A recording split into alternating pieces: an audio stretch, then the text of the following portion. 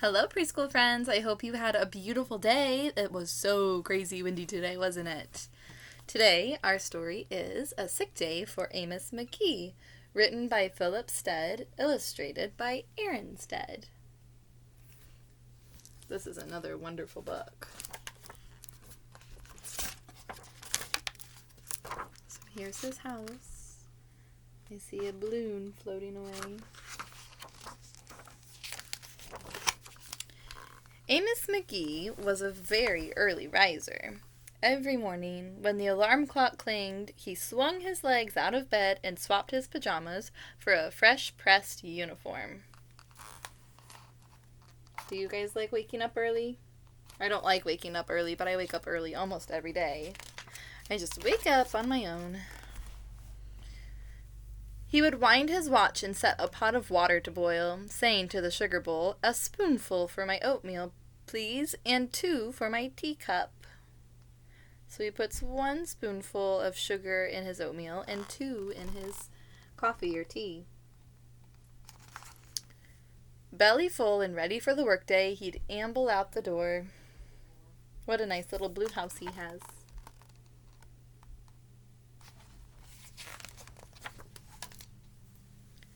Every day, Amos waited for the number 5 bus. "Next stop, City Zoo," the bus driver would call. 6 a.m., right on time, he'd reply, when he has a little pocket watch. Amos had a lot to do at the zoo, but he always made time to visit his good friends. It would be really fun to work at a zoo. See animals all day. Here he is checking his pocket watch. He would play chess with the elephant, who thought and thought before making a move. Run races with the tortoise, who never lost. Oh, and there's a little mouse and a little chick or bird that's cheering them on.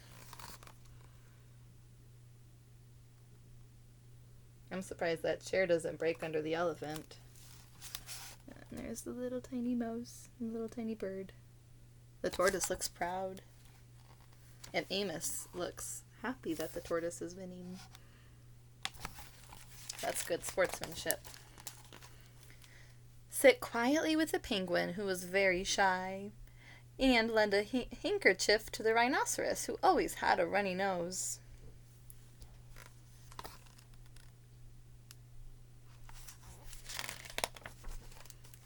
And at sunset, read stories to the owl, who was afraid of the dark.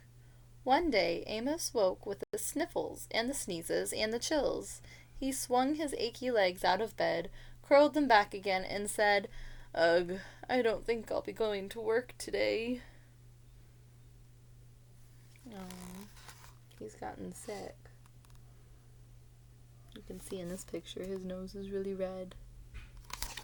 I like his bunny slippers. It looks like this little mouse just follows him around. And then here's the bird on that page.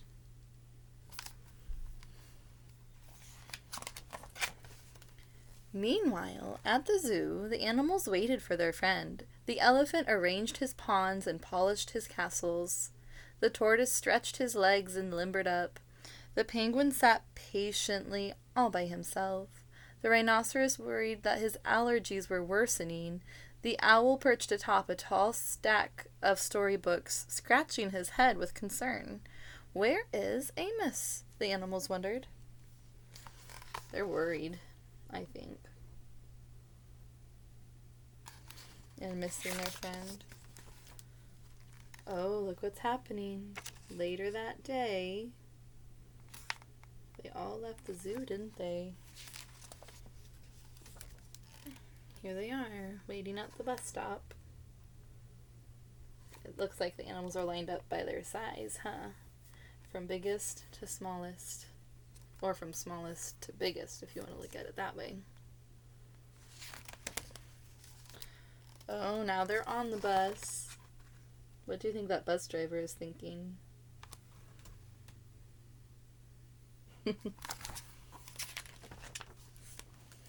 Hooray! My good friends are here!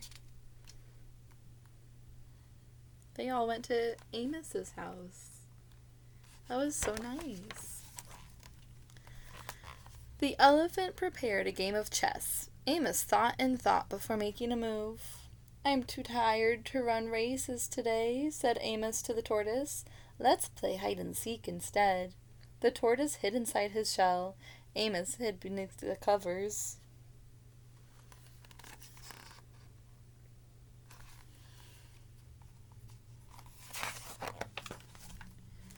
Amos yawned. "I could use a nap." The penguin sat quietly, keeping Amos's feet warm. Oh, that's so nice. He's sitting right on his feet. Achoo! Amos woke with a sneeze. The rhinoceros was ready with a handkerchief. What do you think that penguin's doing? Maybe the sneeze scared him.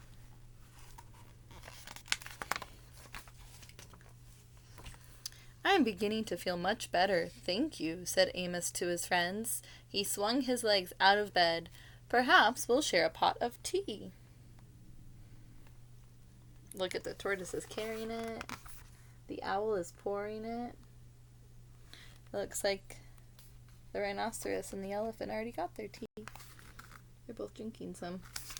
Sometimes a hot drink makes you feel better when you're sick. Amos wound his alarm clock. "It's getting late," he said. "After all, we have a morning bus to catch." So Amos said goodnight to the elephant, and goodnight to the tortoise, and goodnight to the penguin, and goodnight to the rhinoceros, and goodnight to the owl, who, knowing that Amos was afraid of the dark, read a story aloud before turning out the light. So all those animals did all the things that Amos usually does for them at the zoo. He's returning the favor. And there's a little teddy bear right there too, with his alarm clock.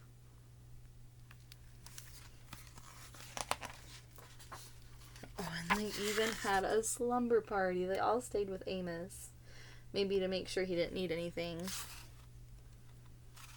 How nice. Looks like the penguin lost his balloon. It's out the window. He's looking at it. The end. Alright, my challenge for you sometime later today or maybe tomorrow is to do something kind for someone in your family. Maybe your mom or your dad or a brother or a sister. Do something kind for them, even if they're not sick. Alright, I will read you guys a story tomorrow again. Love and miss you.